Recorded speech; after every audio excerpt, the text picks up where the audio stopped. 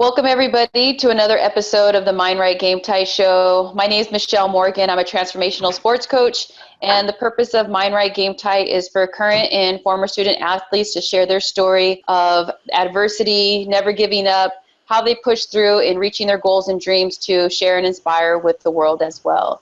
Today, our guest is Nathaniel Meade. He was born in Norfolk, Virginia, and attended high school in a small town of Waldoboro, Maine, and started track his senior year.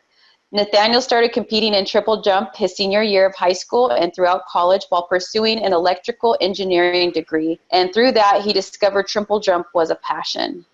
Eventually, he set his sights on making the Olympic trials in 2020. He is also a Bitcoin enthusiast, enjoys gaming, skiing, and cooking. So thank you, Nathaniel. Welcome to the show. Thanks for inviting me. I did a little bit of reading up on you, and I noticed that you began playing soccer throughout your childhood, and obviously you didn't start track until you entered your senior year of high school.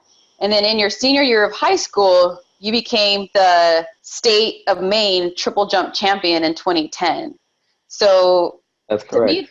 Yeah, so that's a little unheard of. Like, you just start the sport, and then you're the state champion. That's pretty amazing and awesome. So what made you decide to join the track team? And then how did you get so good so fast? Yeah, soccer was my passion before track. I did that from as early as I can remember, really. I did it all throughout high school. I thought I was pretty decent at soccer as well. But I think it was my end of the junior year, or at some point I was playing after school flag football. Everyone has those after school sports. Mm-hmm. And the track coach at the time he just saw me running or jumping. He just suggested I do track. I don't know what made me try it out, but I think I was ready for a change too. So I ended up trying out. Most of that year I did sprints and stuff, trying to figure out what I liked really. And then it was it was a couple weeks before state championships, or 3 weeks or so. We had 3 meets before states, and then I tried triple jump. I won the meet that I tried it out, and then I won the next meet with KVACs, and then I won states. All of these meets I won by about an inch or so, an inch, maybe 2, just squeezing out the last bit. Honestly, looking back, my form was horrible in high school, but I think it's just having long legs is very good for triple jump. Some speed and just long legs are very good for triple jump. It allows you to get some distance, get a little more distance. So I think I lucked out in that aspect. I was able to win states. But that really got me started. And I just enjoyed the event as soon as I started it out anyway. So in 3 weeks, you were a state champion. I know. It's interesting because when I think of high school sports, we think of, I don't know how it is like all over the country, but we think of like our 6th period class, and we kind of know we're going to be in the sport for that year. And, you're trying it out like 3 weeks prior to the state championship. And then here you are, a state champion. And I get, kind of like your body makeup being like long legs, things like that. Obviously those helps in a triple jump, that sport. But still to be able to compete and be a champion, because there still takes form, and there's so much that goes into being a champion besides just, being tall or having long legs. So what do you think also helped with that process for you as well? Definitely. Yeah. So, I had 3 weeks between when I started and state championships. But I think just having a competitive drive, that's one thing. Being able to compete at any level is very important. Compete with yourself, compete with others, and just to try to achieve mastery of what you do. Just starting out, I had a lot to learn, of course. So, and I realized that states was in 3 weeks. So I, looked up a bunch of articles, a bunch of videos, lots of forum. My coach and I looked up together kind of drills that I could do, help my plyometric ability, anything I could do to improve in that short time. So just working as hard as you can, to a point that you can improve. Just having a mindset of improving yourself. That's great. And it sounds like there was a lot of dedication and determination into that. And how was that mindset created, knowing that you were going to put in that work for 3 weeks. And was your goal to win state, or what was your No. goal during that time? Thinking back, I don't know if my goal was to win anything really. It was just to get better, just to get better and better. Just to, I had no idea what I could jump. I think I improved by like a foot, the second meet, and another foot the next meet. It was just a little tweaks you can do, because especially starting out in something, you have so much to improve on. So it's about just educating yourself on what you can improve on and practicing improving on them.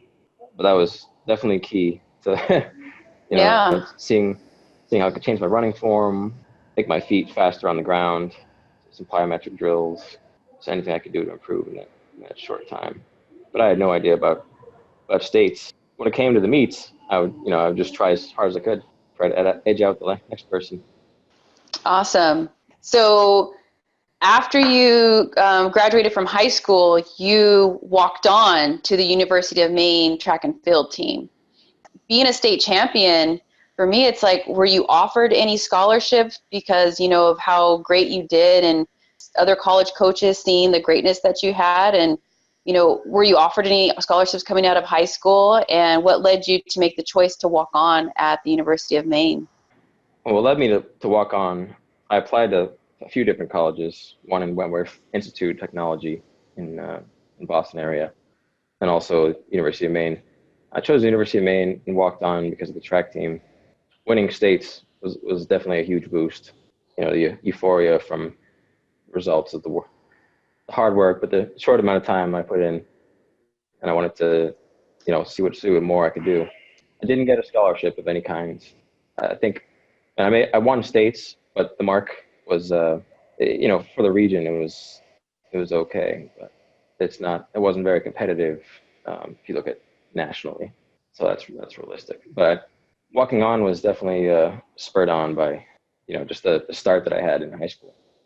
Yeah, well, that's great. And then at the University of Maine, you achieved 2 school records, a conference title, an NCAA regional qualification. So while being a full-time student, and you were also in track, and then I also saw where you were working a part-time job as well, correct? I was for most of track, or most of college. I was working a part-time job. So how did you stay focused to accomplish all of your goals? Because it sounds like like you said, you're competitive and you set your goals for yourself really high, and not just one area, but all of those areas. So how did you stay focused to achieve all your goals? I find that if you find something you're passionate about, it's really, and you put a lot into it, it gives a lot back to you as well. It gives you energy and motivation. So, something you're not as passionate about, something you don't like doing as much, you'll do it because it gets you to where you need to be, and also that it's important. It's important for you to do. So, working out a track team and the classes, it's easier when you put a lot into it. Strange that might sound. It may sound like you get overwhelmed with that much, but if you put a lot into it, you get the feeling of the rewarding feeling back. And I agree. Like, it sounds like a lot. Like, you think of track, a job, and a full-time schedule of school. It does sound like, oh my gosh, that's so much to do. Yeah. But how did you focus your time? Like, what did it look like to be? I mean, it sounds like is it organization? Like, how did you create that for yourself? Because, every day all of us have so much to do, and sometimes, even I've said, like, I don't have time to do that. How did you create that time? I wasn't actually very organized, I would say, in college, but I would write everything down, put reminders on my phone, that kind of thing. But the schedule was definitely I had laid out, week by week, and I do my practice. Say it's a lift at 7 a.m. followed by classes all day, and then track practice in the afternoon, and then maybe work right after that. I would just plan it out and make it work. I mean, the part about doing it when you're passionate about it doesn't feel like work, So going to track practice, it was didn't feel like work. It felt like guess what it feels like to have your dream job. If that's goal, you look forward to it. You look forward to improving yourself and working hard at it and getting something back. Yeah, I agree. So like the key word I hear there is passion as well. And while you were in school attaining your degree, were you also passionate about engineering as well? So that kind of helped propelled you in having the job and through school as well? Yeah, I've always enjoyed problem solving, and electrical engineering was definitely an extension of that. So there was a lot of things I enjoyed. I wasn't as passionate about it as track. You know, it definitely appealed to my creative side, my problem solving side. So it was again something that it was a lot of work, but rewarding at the end. Yeah, so it sounds like you had like your track, and then you have the electrical engineering, which is like your creative side, problem solving. So a little bit of something in different areas that, fueled you as a whole person, as being Nate, That's right. as well. That's right. So in order to accomplish all your goals, did you have any support from any mentors, and how did that benefit you if you did? Well, in electrical engineering, it was your teachers, so on, and track. We had coaches. Although during the time I was there, I think we went through about 5 coaches or so in my 4 years. Wow. So it was a lot of turnover, but Mm-hmm. definitely got a lot out of each person. I almost think it was better that way because I got a lot of different exposure, different ways of looking at things. So over time, you kind of get a sense of what works best for you, which is most important. And then how So, did you feel about knowing like a new coach was coming in each time? Because, sometimes like the saying is like change is hard, and having five mm, coaches in 4 years, it could be different philosophies, whatever it may be on how they, run a track program. So how did you remain open-minded to being coachable during that 4-year period? it definitely was hard at first. The first coach made a big impact on me, and the next coach was good as well. After that, I was kind of resistant to change. I wouldn't do the new warm up that the new coach proposed. So it was kind of difficult. There was a time, quite a long time, where we didn't have a coach at all, Mm. uh, several months, and at the same time, the indoor track was under renovation, and this was during the winter. So we had to practice in a dome. It was on campus, where like a turf dome where soccer and other intramural sports happen. So we just kind of coached ourselves for a while, which was it's difficult, but once you got a little exposure from every person. So yeah, at that point there was no slowing down. There's no stopping. Definitely resistant to some of the changes. And how did you release that resistance through those changes? Like, did you eventually end up doing the warm-ups, or like what led you to kind of, No, I actually at one point I stuck to my own thing, and uh-huh. I said this is the way I'm going to do it. This is the way I'm comfortable.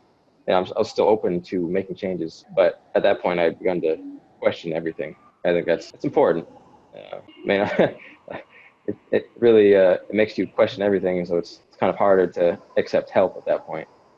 Mm-hmm. But once you that was really at that point I just began to accept that some things work better for me than others. So that was kind of a struggle just to do what I wanted to do, but also what the coaches wanted me to do. And was there like a turning point that, like you said, I'm gonna, be open to something different? Like, was there a turning point, like a conversation with the coaches, or was it with maybe a prior coach that you had, like who still mentored you? What kind of had you become a little bit more open, per se? I don't think I really became more open until after college, I would say. Mm. When I was kind of on my own. At that point, I was kind of like, I had to figure stuff out, figure out my training schedule, training plan, periodization of my training plan, strength and conditioning. So I reached out to a couple old coaches, but at that point, I really was open to trying different things. I tried one of the coaches' old plans, took measurements, testing, to see how I did. One plan, switched it up. What I've done recently has been a lot more effective because during college, you have a coach. There's a hierarchy there. You have the coach, gives the workouts, the athlete does workouts. I think it's hard to have as much specificity, to each athlete when you have a lot of athletes under one coach because they have to give a plan that kind of applies to everyone, but it not necessarily applies to each person. If that makes sense. Yeah. And then in regards to speaking about like having multiple athletes like on a team and that a coach has to, coach, and also as a teammate, you have all these teammates on your team as well. So like, how did you respond to like different personalities and worth ethic, on your teams? There's a lot of people do things differently for sure. A lot of people will just kind of black out, kind of headphones in, they're just silenced and they're just kind of ready to go. Other people joke around. I myself I just kind of just try to focus on what I had to do. But I was able to, focus on my own self a lot more so after college. During, you're in a team practice, you don't really realize until after if you're doing it on your own. Mm-hmm. You know, I've actually made a lot more gains in technique on my own than I ever did in college because I'm able to focus on each individual aspect of my form and improve on it, my own time, my own schedule. And what do you think that's due to? Like, I know in college sports, we have our time, and I'm not familiar with, like, I'm sure there's different, like, track coaches per event. And so is it because now you're training as more like, say, an individual, whereas if I'm a coach in college, I'm like watching, like, not just Nate, I'm watching other people as well? Or why do you think you made greater gains out of college? I think because during college, right, the coach has to focus on several athletes. At least in my case, at the University of Maine, a given coach. I think we'd have one coach that's responsible for the sprints and jumps group. So there's short sprinters, kind of mid distance sprinters, jumpers, and then there's the other field event, pole vault, that kind of stuff. So the coach can only focus on one group at a time, and you do the prescribed workout, but the focus there is more, get the workout done, get the work in, rather than take time to review and focus on quality as much. I think at that point, I mean, you're relying on a coach to give you feedback Mm-hmm. rather than yourself, rather than what you feel and what you feel, and like self feedback. I think is very important. Like take videos of yourself, look at your own form, and you know, create a mind muscle connection yourself. Yeah, definitely. So, knowing what you know now, what advice would you give yourself in college, like in going through that Hmm. process? I think I definitely worked hard in college, but I didn't educate myself in all the areas I'm educated now, like nutrition. Your sleep is very important. The specific ways that can improve my own form, like running form or so on. So I guess I would tell myself to never assume I'm doing something perfectly. Always question, what the coach tells me. Question your coach. I think that's important because they may know what's best for you. They may not. They may be giving you something, and it's good guidance. But I think it's good to question the coach and to kind of criticize yourself because it's a very good way to improve Mm-hmm. and also get educated in what you need to do to improve. That's what I tell myself. Question the coach more. Yeah, and then like you said, like educate yourself. Like when Yeah, I hear you say that, I hear like, yeah, I can ask my coach the question and not be combative, but more so like to gain more insight. And then everything's about doing your research, right? Like just yeah, because someone says something, it doesn't mean it's the truth, but that's how I can have exactly. a productive conversation with you as well, as if I do my research and we can have that discussion as to what may or may not be right or whatever it is. And this is not just in sports, this is in life, because everything In that we're life. learning in sports, these are Yeah. all life skills. So I think that's very important in doing that as well. But you talk a lot about, I've been hearing, mindset and also like giving yourself feedback, so reflection. So what do you do to train your mindset to be the best that you can be every day? I just try to stay. One thing is staying consistent. That's big because it makes you. I think it strengthens your mindset. It makes you more mentally, strong as you're staying consistent. You're not giving up or you're not making excuses. So that's one thing. And also saying to yourself that it's okay to fail Mm, and to learn from failure. That's one of the biggest lessons there is, really. That's to learn from it because there's huge lessons in failure. There's a lot to learn in failure. Every time I've made a PR or gotten better, it's because I failed and I've learned. yeah. I mean, that's powerful when you say that, because we forget that. I mean, I speak for myself when it's like, when I do something, I want to do it right, and I want to get it right the first time. So what is one of your failures that you learned the most from then? Let's see. I would say towards the end of my senior year, I did get the school record in triple jump, but I probably almost ruptured my patella tendon, my left patella tendon. It was just severe pain at that point. And, I kind of just stubbornly, going through the workouts, maybe I'd voiced the knees hurting, but the coach would say, maybe push on or hold off here. But I think learning exactly what caused that tendinitis. For me, it was a hip imbalance, and I do kind of soft tissue work and kind of corrective exercises to maintain so that I'm not hurting today. So it's fine today. I'm sure there's I think I've had several failures. Failure always precedes greatest success, I think. Nice. And that goes back to your education, like you said, doing your research. Even though like you got hurt, you still wanted to do your research as to how to prevent that from happening again. And so, of course, you're using your body. And so it's good to know, like, everybody's body is different. And so you had to figure out, how do I keep my body in the best shape to be healthy? Because you need a healthy body to compete at a high level. So that's awesome. And then look at you now. You're competing at a high level, and you're currently training to compete at the trials for Tokyo 2020. And so can you explain the process that you're going through right now and what motivates you to pursue this goal?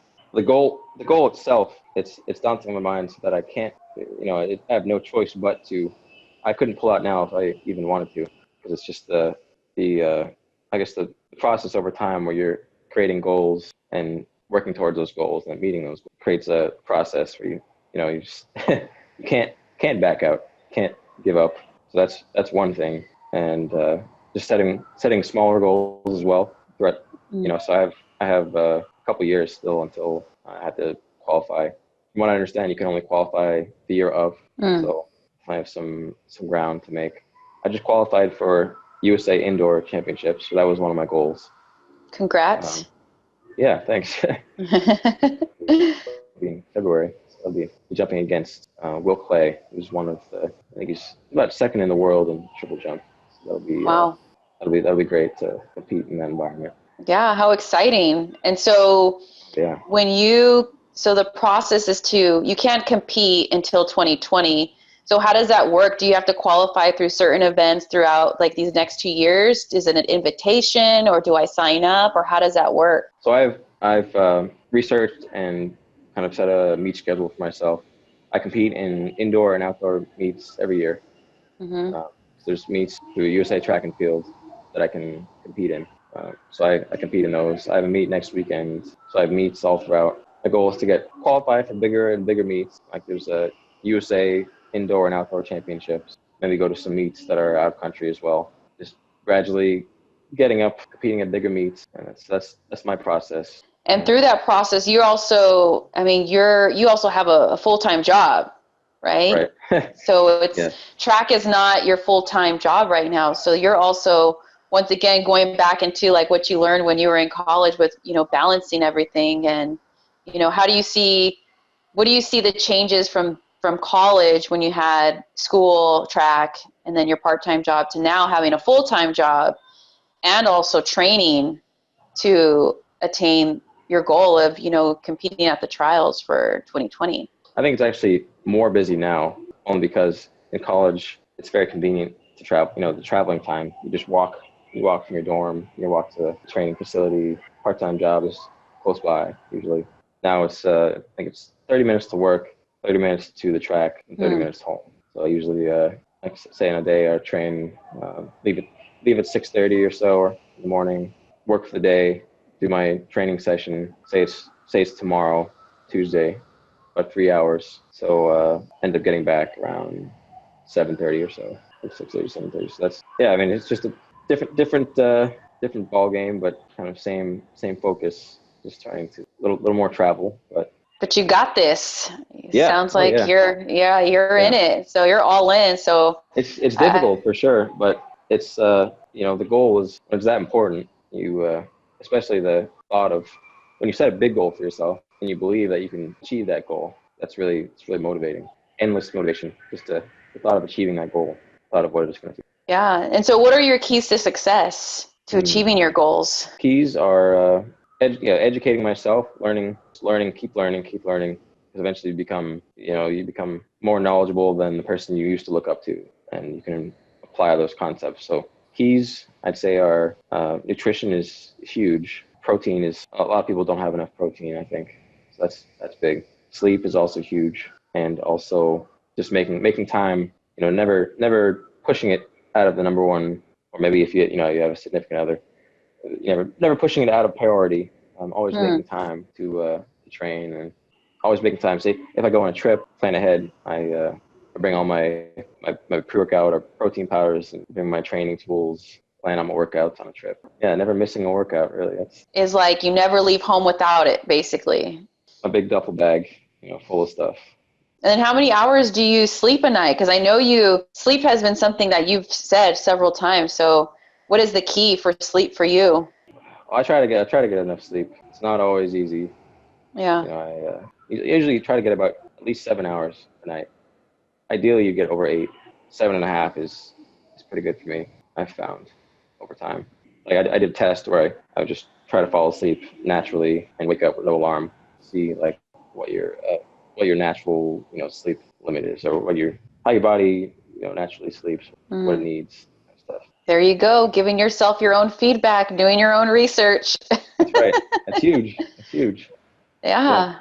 I think that's great that you're sharing that, because it is having to do our own trial and error sometimes, and it's not like something that we see that maybe works for someone else. It's knowing that our bodies work differently, and especially at the level that you want to compete at, you have to be at excellent and tip top in your mind, body, and everything.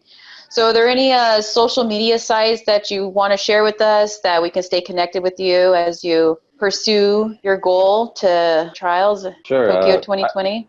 I'm most active on my Instagram. That's Instagram.com/Nate_Meade_TF. I guess my tag. I'm most active on that. I have a Facebook as well, but Instagram is the best way to follow. So I'm definitely going to put your Instagram tag on this video, and it'll be in the link in the description of this video. So go ahead and check that out. Click on it and follow Nate. Follow his journey and learn from him in terms of how he continues to stay active, not only physically, but mentally as well, as in his journey in learning more about himself. And I feel like what he's saying is very important, is learning who we are as individuals so that we can bring the best of ourselves each and every day, regardless if it's in sports or in life in general. So I want to thank you, Nate, for sharing everything, all your wisdom that you've learned throughout the way. And I definitely look forward to seeing you on your journey and competing more and more. And I definitely hear that dedication and determination and the commitment that you've talked about from the beginning, and really staying true to who you are is what I've heard throughout this interview. So I want to thank you for that. And thank you for being on the Mind Right Game Tight show as well. I appreciate it. It's great to hear stories from people everywhere, as well as me learning about track and field as well. So thank you. Thanks for having me. I enjoyed it. Gotta get your mind right. That's the key. Yeah. Well, the website is Mind Right Game Tight, because if your mind's not right, game's not tight. So that's how we keep our game tight. And then one last thing before we go, you just have to finish this sentence. I am grateful for. I am grateful for opportunity, because it allows you to taking opportunity is the best thing you can do. Just taking an opportunity and pushing forward, achieving what you can do. Yeah, I love that. I think sometimes we forget, in every moment is an opportunity, right? To give and take in that moment. So that's great. Thank you for sharing that. I found that very insightful for you to say that. So thank you again. So thank you everybody for joining us for the Mind Right Game Tight show with Nate Meade. Continue to follow him on his journey. His Instagram's in the description. His Instagram is probably showing up right now on the screen as you're listening to this. And subscribe to this YouTube channel, mindrightgametight.com. You can learn more about me as well at vidasoro.com as well. Everybody have a great day. treasure yourself and shine.